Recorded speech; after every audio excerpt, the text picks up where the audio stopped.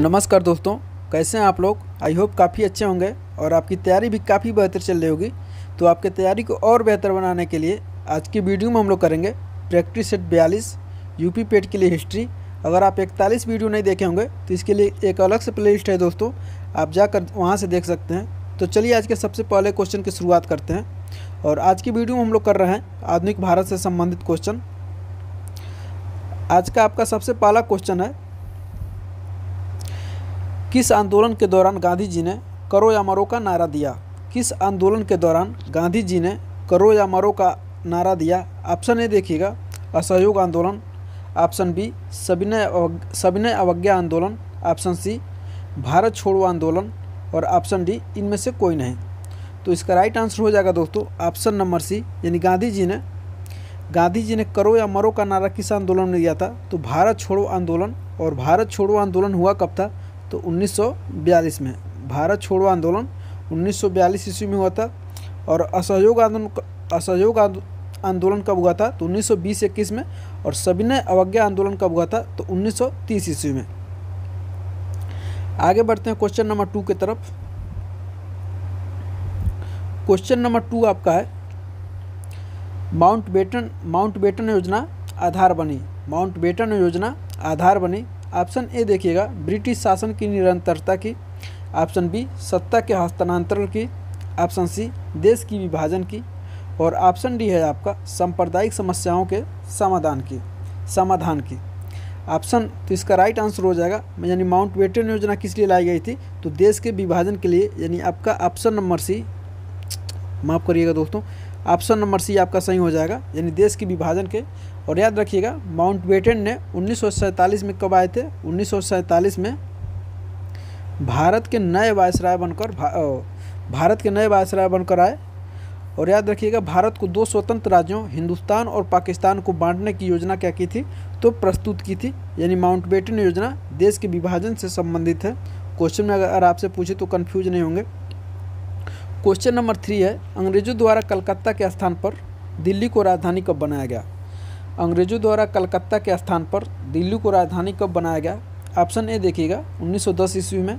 Option B, 1912 ईस्वी में। Option C, 1915 ईस्वी में। और ऑप्शन डी है बाबू भैया आपका 1911 ईस्वी में। तो इसका राइट आंसर हो जाएगा ऑप्शन नंबर डी, यानी ऑप्शन नंबर डी, 1911 ईस्वी में कलकत्ता के स्थान पर दिल्ली को राजधानी बनाया गया। आगे बढ़ते हैं क्वेश्चन नंबर 12 की तरफ। क्वेश्चन नंबर 4 की तरफ। क्वेश्चन नंबर 4 है आपका, निम्नलिखित में से कौन संविधान सभा के अस्थायी अध्यक्ष थे। निम्नलिखित में से कौन संविधान सभा के अस्थायी अध्यक्ष थे। ऑप्शन ए देखिएगा, doctor Rajendra Prasad. Option B, J B. Kripalani. Option C Rajagopalachari. पूरा नाम हो जाएगा इनका दोस्तों, चक्रवर्ती राजगोपालाचारी। और ऑप्शन डी है डॉक्टर भीमराव अंबेडकर। तो इसका राइट आंसर हो जाएगा ऑप्शन नंबर ए, यानी option number A, doctor Rajendra Prasad संविधान सभा के क्या थे, अस्थायी अध्यक्ष थे। लेकिन क्वेश्चन में आपसे पूछ लिया जाए कि संविधान सभा के अस्थायी अध्यक्ष कौन थे, तो सच्चिदानंद सिन्हा। और डॉक्टर राजेंद्र प्रसाद भारत के प्रथम राष्ट्रपति हैं और लगातार 2 बार राष्ट्रपति रहे, 1950 से लेकर के 1960 तक। 1950 से लेकर 1960 तक। क्वेश्चन नंबर 5 देखिए। क्वेश्चन नंबर 5 है आपका, ईस्ट इंडिया कंपनी ने अपनी पहली फैक्ट्री को किस स्थान पर स्थापित किया। ईस्ट इंडिया कंपनी ने अपनी पहली फैक्ट्री को किस स्थान पर स्थापित किया। ऑप्शन ए देखिएगा, सूरत में। ऑप्शन बी, कोच्चि में। ऑप्शन सी, कलकत्ता में। और ऑप्शन डी, मसूलीपट्टनम में। तो इसका राइट आंसर हो जाएगा ऑप्शन नंबर ए, यानी ईस्ट इंडिया कंपनी ने अपनी पहली फैक्ट्री को सूरत में स्थापित किया था। अगला क्वेश्चन है क्वेश्चन नंबर 6। क्वेश्चन नंबर 6 है आपका, भारत में ब्रिटिश राजनीतिक सत्ता का आरंभ किस युद्ध से माना जाता है। भारत में ब्रिटिश राजनीतिक सत्ता का आरंभ किस युद्ध से माना जाता है। ऑप्शन ए देखिएगा, बक्सर के युद्ध से। ऑप्शन बी, पानीपत की तीसरी लड़ाई से। ऑप्शन सी, पलासी के युद्ध से। और ऑप्शन डी, इनमें से कोई नहीं। तो इसका राइट आंसर क्या हो जाएगा, ऑप्शन नंबर सी, यानी पलासी के युद्ध से क्या होता है, तो भारत में ब्रिटिश सत्ता को माना जाता है। और बक्सर का युद्ध कब हुआ था? तो बक्सर का युद्ध 1764 में हुआ था। बक्सर का युद्ध 1764 में हुआ था। और पानीपत का तीसरी लड़ाई कब हुआ था? पानीपत का तृतीय लड़ाई तो 1761 में। और प्लासी का युद्ध कब हुआ था? तो 1757 में। आगे बढ़ते हैं क्वेश्चन नंबर 7 की तरफ। भारत में रेलवे के विकास का कार्य किस गवर्नर जनरल के काल में हुआ? भारत में रेलवे का विकास का कार्य किस गवर्नर जनरल के काल में हुआ? ऑप्शन ए देखिएगा Lord Curzon, option B Lord Dalhousie, option C Warren Hastings और ऑप्शन डी लॉर्ड वेलेस्ली। तो इसका राइट आंसर हो जाएगा ऑप्शन नंबर बी, इन लॉर्ड डलहौजी के काल में भारत में रेलवे का विकास का कार्य आरंभ हुआ था। और भारत में पहली रेल कब चलाई गई थी? तो 1853 में। 1853 में बम्बई से थाने के बीच। क्वेश्चन नंबर 8 देखते हैं दोस्तों। 1905 में बंगाल विभाजन करने वाला वायसराय कौन था? 1905 में बंगाल विभाजन करने वाला वायसराय कौन था? ऑप्शन ए देखिएगा Lord Curzon, option B Lord Minto, option C Lord Chelmsford और ऑप्शन डी लॉर्ड इरविन। तो इसका राइट आंसर हो जाएगा ऑप्शन नंबर ए, इन लॉर्ड कर्जन के द्वारा 1905 में बंगाल विभाजन किया गया था। और जब बंगाल विभाजन हुआ था दोस्तों तो शोक दिवस के रूप में मनाया गया था।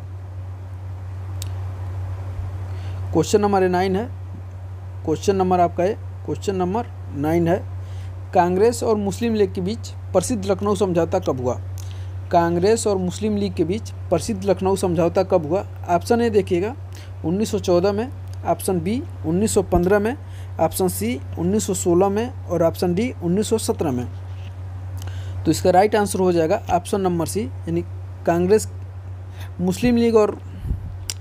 और मुस्लिम लीग के बीच लखनऊ समझौता 1916 में हुआ था। किसके प्रयास से? तो एनी बेसेंट और बाल गंगाधर तिलक के प्रयास से कांग्रेस और मुस्लिम लीग के बीच प्रसिद्ध लखनऊ समझौता हुआ था। और यहीं पे बाल गंगाधर तिलक ने कहा था कि स्वराज मेरा जन्म सिद्धि अधिकार है, मैं इसे लेकर रहूँगा।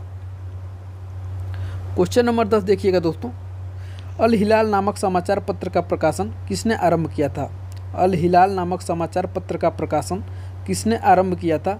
ऑप्शन ए देखिएगा Feroz Shah Mehta, option B Motilal Nehru, option C Maulana Mohammad Ali और ऑप्शन डी मौलाना अबुल कलाम आज़ाद।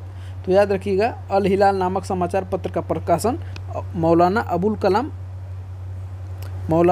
कलाम आज़ाद ने किया था। तो ठीक है दोस्तों, कैसा लगा मेरा आज का क्वेश्चन आप हमें कमेंट करके ज़रूर बताइएगा। और इस वीडियो को अपने दोस्तों के साथ ज़्यादा से ज़्यादा शेयर करिएगा। और आप अभी तक हमारे चैनल को सब्सक्राइब नहीं किए हैं तो सब्सक्राइब कर लीजिएगा, ताकि जैसे मैं वीडियो अपलोड करूं सबसे पहले नोटिफिकेशन आपके पास पहुंचे। तो मिलते हैं हम अगले वीडियो में, तब तक के लिए बहुत बहुत धन्यवाद।